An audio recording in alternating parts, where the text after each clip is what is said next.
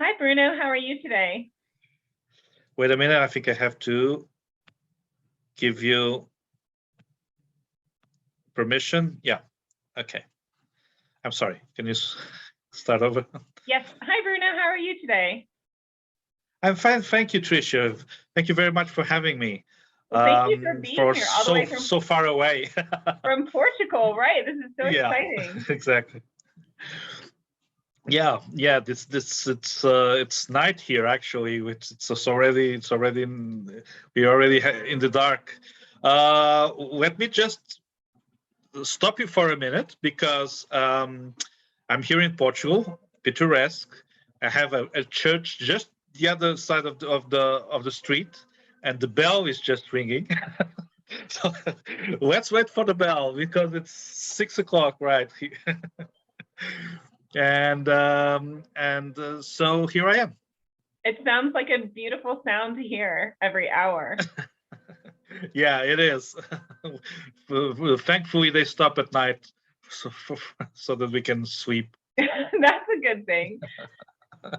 I love that you chose today to do your interview. Can you tell me a little bit about why you chose today?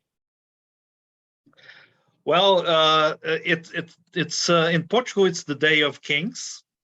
So it's the tradition says that's when the mage kings arrived at Jesus' side, and in Spain they usually give presents in this day and not the Christmas day. They wait until today.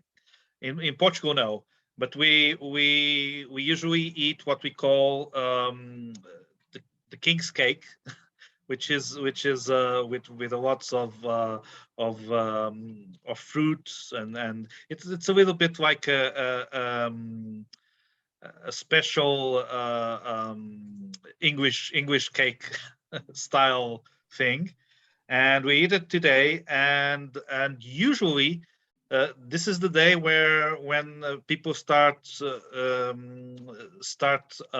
packaging everything that they used in Christmas, like the Christmas tree, the small figurines of the born child, things like that. So today is the end of Christmas here, basically. That's a nice long season. Yeah. It is. Yes. Yeah, my husband let me keep up our decorations longer, so my tree is actually still up as well. Okay.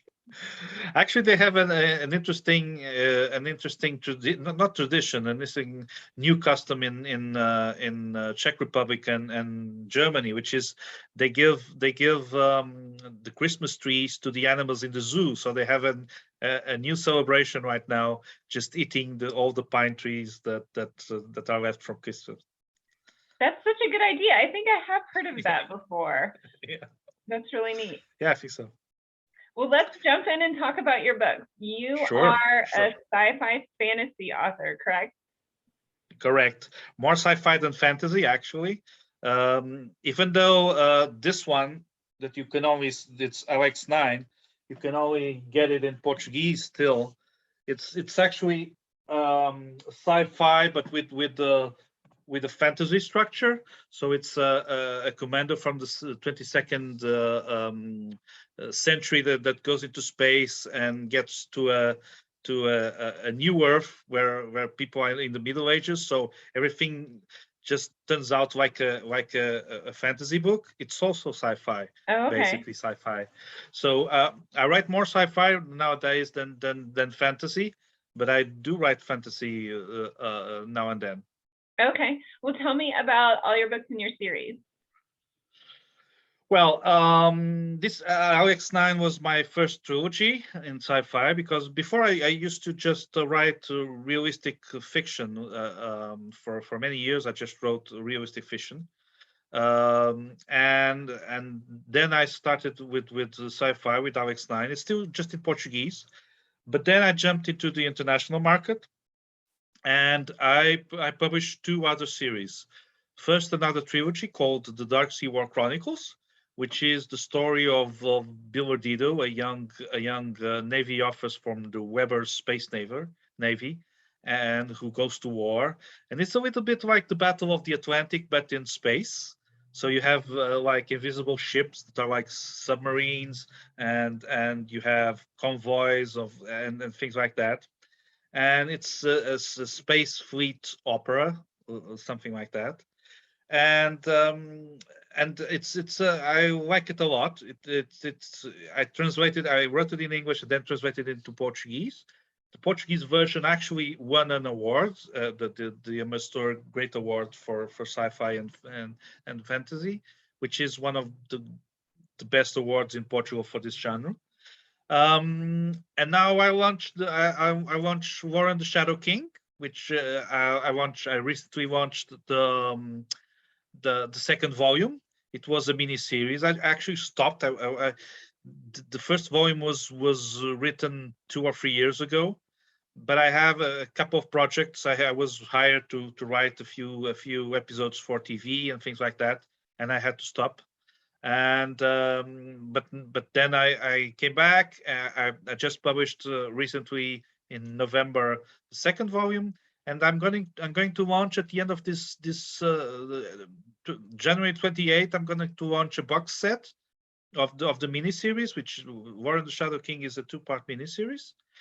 And War and the Shadow King is a post-apocalyptic novel. It's the story of the little girl Laura, who has some strange powers that I'm not going to tell you about. I'm not going to spoil it.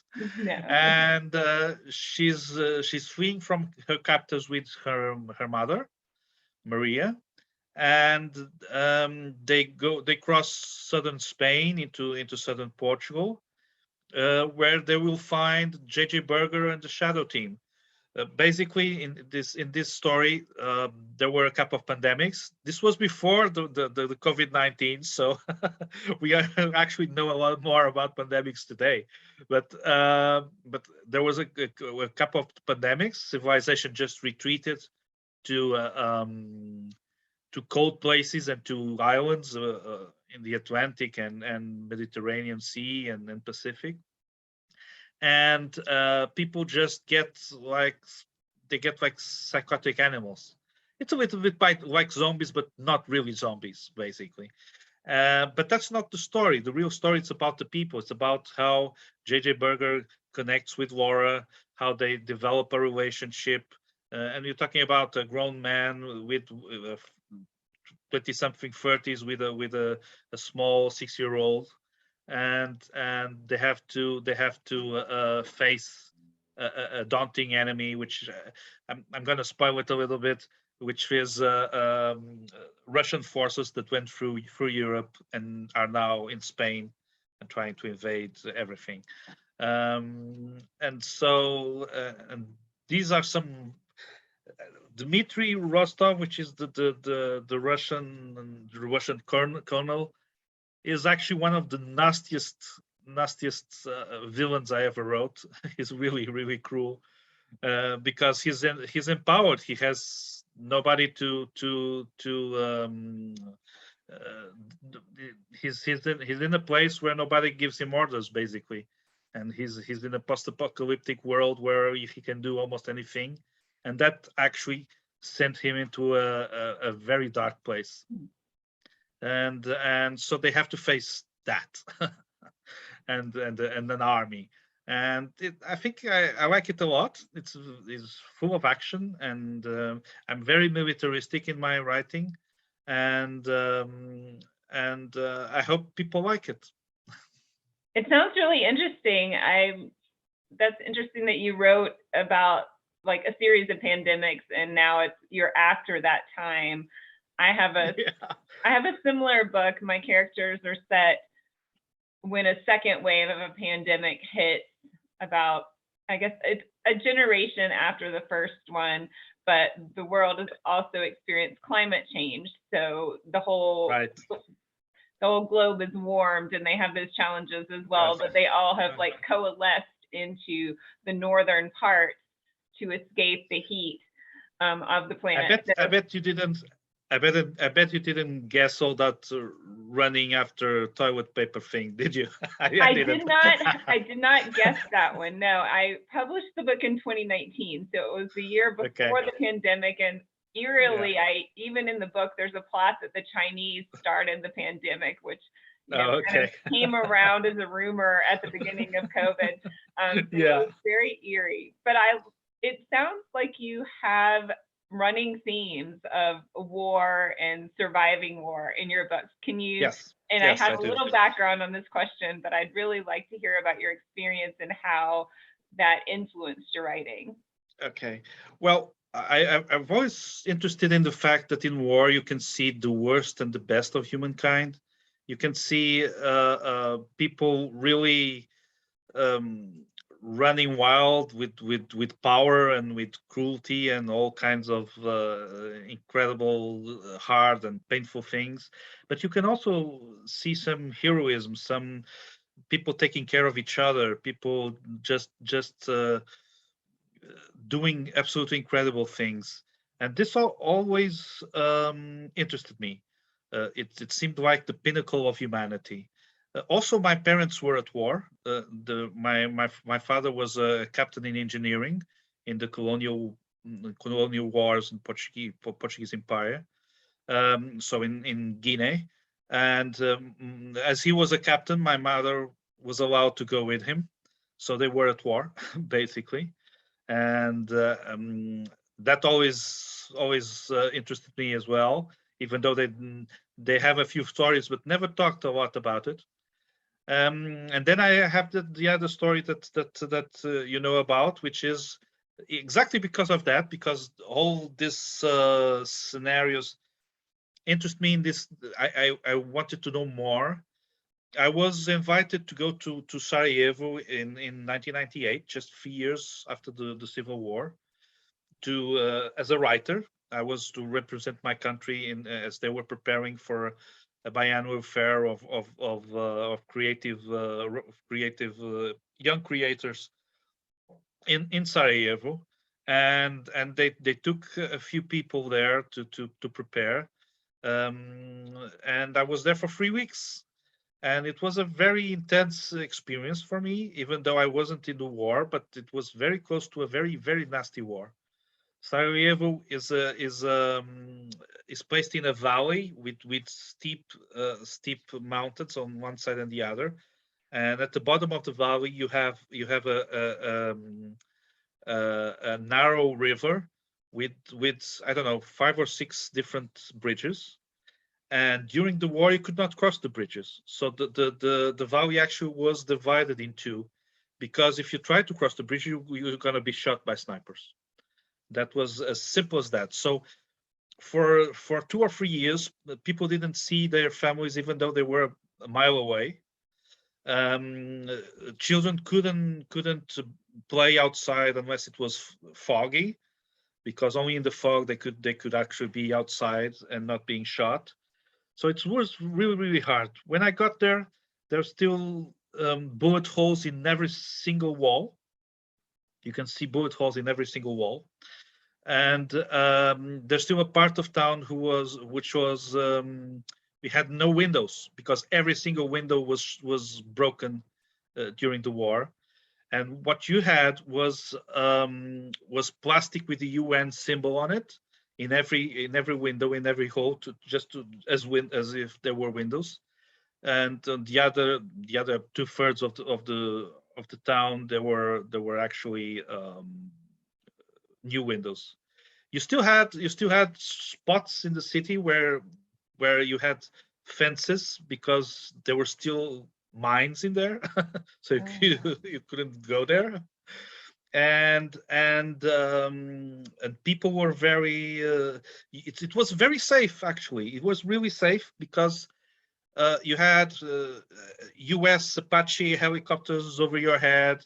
In every corner, you have an Italian paratrooper or an Ukrainian paratrooper, and you really felt safe. There was no crime going on there.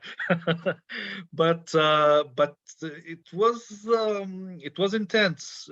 Many people from the group, we were about 100 hundreds artists from all over the Mediterranean area, for Italian, French, Spanish, Palestinians, Israelis. You had, and many of the people, about 30 or 40 people, just left after a week. They couldn't handle it. And when I was there for 3 weeks, I got to know a few Bosnians, and it was and I wanted to go to Belgrade, so but when the day I decided to go to Belgrade, the day before, Bill Clinton just bombed Kosovo, so it was impossible to go. and I got an official from the embassy, the Portuguese embassy, coming and saying, "No, you're not going." And damn. We want to know where you are at all times. Okay. And so it was really intense. I have to shut up about it because I won't stop unless I consciously do it. That does sound very tense. I can't even imagine what that would feel like. I know the closest thing I could think, over 9/11, we were in Germany. Me and my husband were on vacation in Germany, and our flight was fortunately scheduled the first day they allowed international flights back to the US. And we went to the airport, and it was the same experience. I felt very safe, but it was because there were army people with guns walking the halls. Yeah. And we waited in line for a really long time, and they took everything away from us. I had a fingernail clippers and tweezers that they took away from. I mean, I didn't care at that point, of course, but yeah, it was a very surreal experience, and I can imagine living for 3 weeks like that would be very tense. Well, I really enjoy it because I got to understand. I have a book, a small book, like a what do you say, a travel memory or something, or some kind, that I want to publish. I'm probably going to publish in a year or two. This was 25 years, and I still haven't had the heart to publish it, but I think I'm going to do it in a year or two. Yeah, it was, and the thing is, I was going down the streets with a Bosnian friend, a Muslim Bosnian friend, and suddenly he turns to me and said, "Yeah, you see that guy coming? They say that guy just started a war, because that started as a gang war, basically, and that became so all the people that were doing the war, the Serbs, the Muslim, the other Bosnians, they are still there." Wow. And you could feel that if you took the UN personnel from Sarajevo, that could start in a flash again. And I'm telling you this because right now I'm hearing a few news that it's beginning to become tense again in Bosnia. It's very possible that the Serbs in Bosnia want the independence, and that could get really, really nasty again. And it's horrifying. It's really horrifying. That is horrifying. And also, the other thing I was really interested to hear is that you have so many accolades for your books. What do you mean? Well, I noticed that you won several awards. You were talking about being winning one of the awards from the Portuguese government. Is it a government agency that? Can you talk about that? Yeah, it's not. I don't think it was a government agency. Many years ago, there was an European, a pan-European organization, basically, that just tried to inspire and support young artists and young creators all over the Mediterranean area. And so they had a big biannual fair where there were, I think, 15 categories, from cooking to dancing to movies to all kinds of things, architecture, plastic arts, whatever, and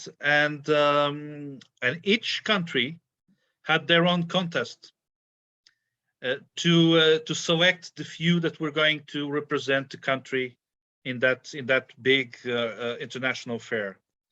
And the first time I tried was in '94. I won an honorable mention. I didn't win the selection, but I won it 2 years later with a short story called Mindsweeper. And this was at the time one of the best, if not the really best, young writers award in Portugal. You didn't have anymore. It was very wide. Many people tried it, and you have a generation of much better writers than I am that are considered now the generation of writers in Portugal, like José Luís Peixoto, like João Tordo, like José Mário Silva, people you won't know, but anybody in Portugal will. And so I won that award, and I went to the biennial fair in Torino, and then I was, which I had a very interesting experience, because you leave here in a plane with 100 other Portuguese artists, and you have painters and sculptors and architects and dancers and musicians and everything.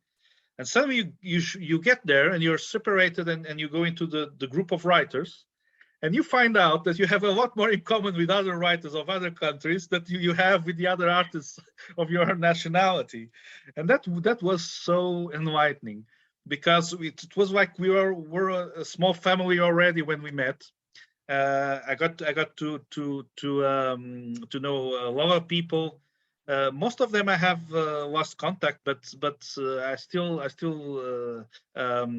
contact one or two from time to time, and that led me to they then invited me to go to Sarajevo and to Rome to prepare those biennial fairs as well, and it was one of the best experiences of my life.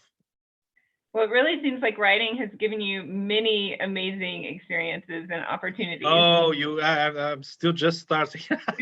You wouldn't know.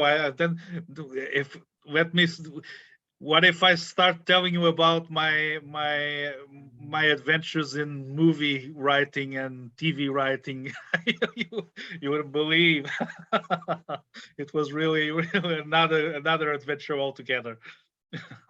And I agree with you that, because through doing these podcasts, I meet so many authors, and I tend to hit it off with all of them because there's this unique thing about writing and creating stories and plots and characters that is definitely different from other arts, and I'm sure people in other arts feel that way as well. And there's that I'm sure as well.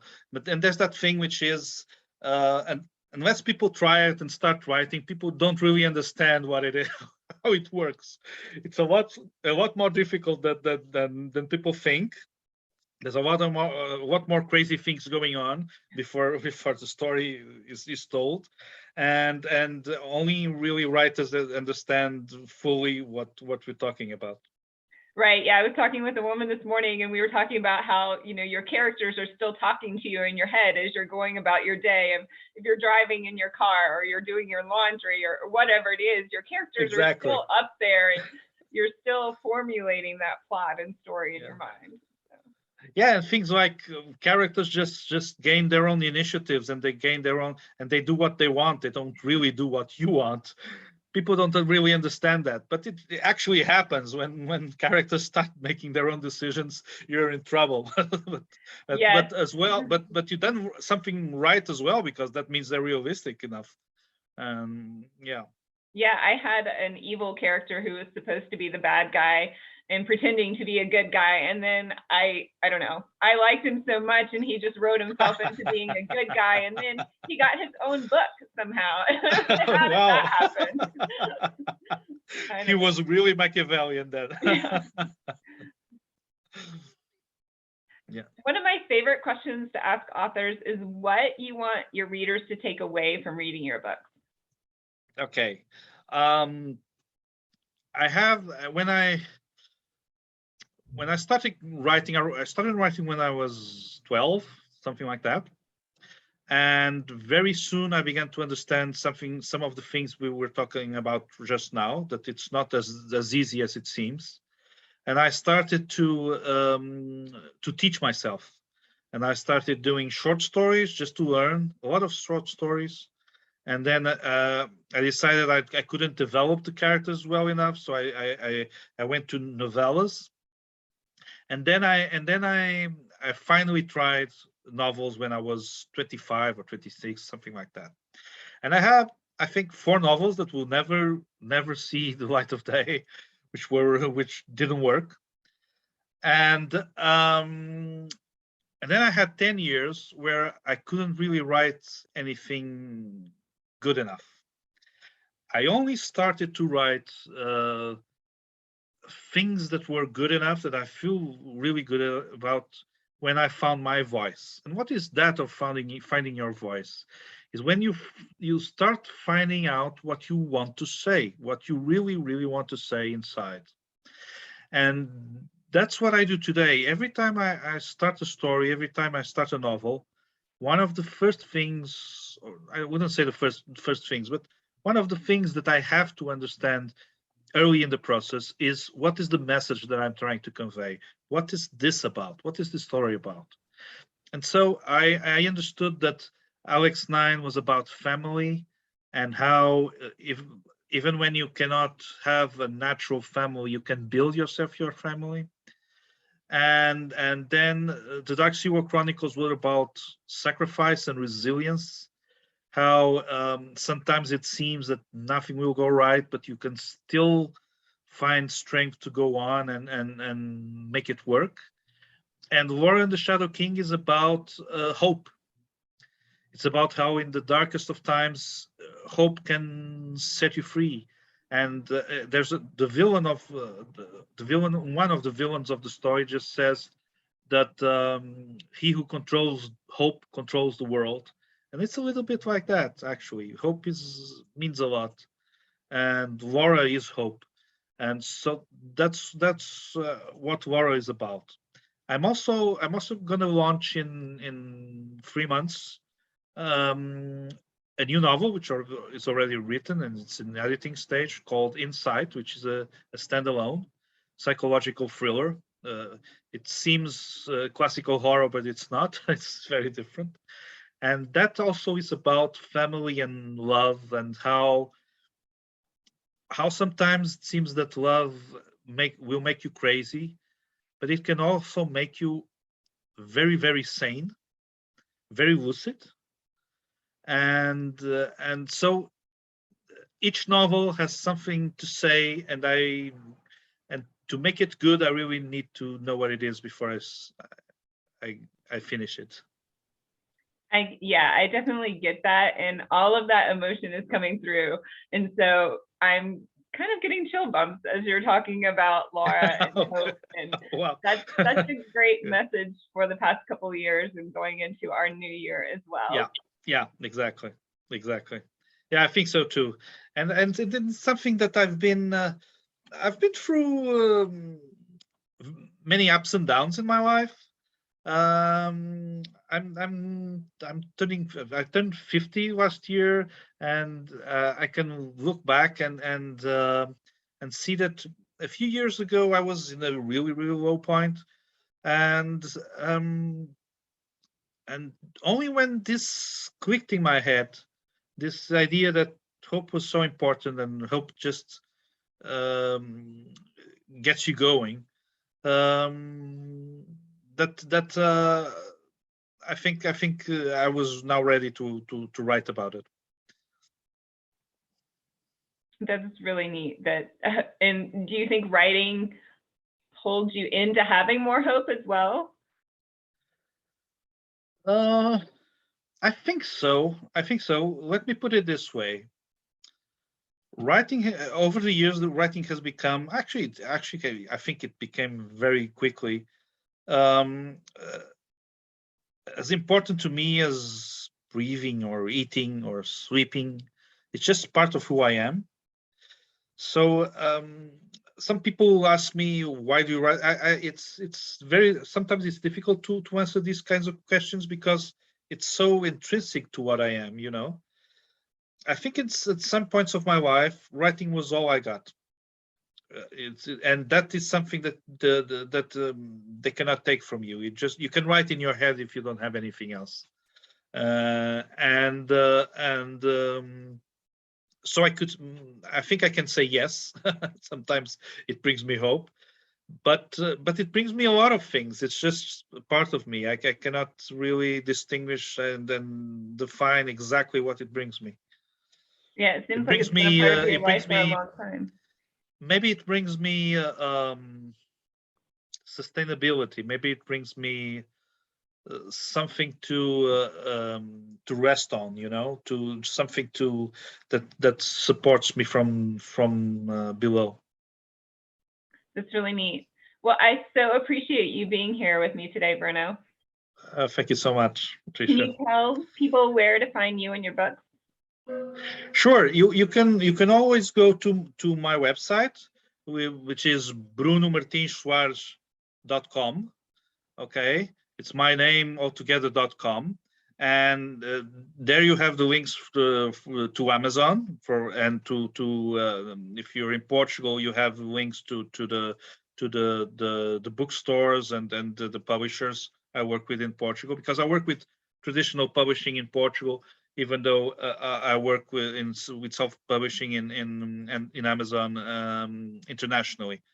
And you can go to Amazon, your Amazon local site, and find it. Great. Well, I'm looking forward to diving into your Laura series, and I hope you have a wonderful evening. You too, Tricia. Thanks very much. Bye-bye. You're welcome.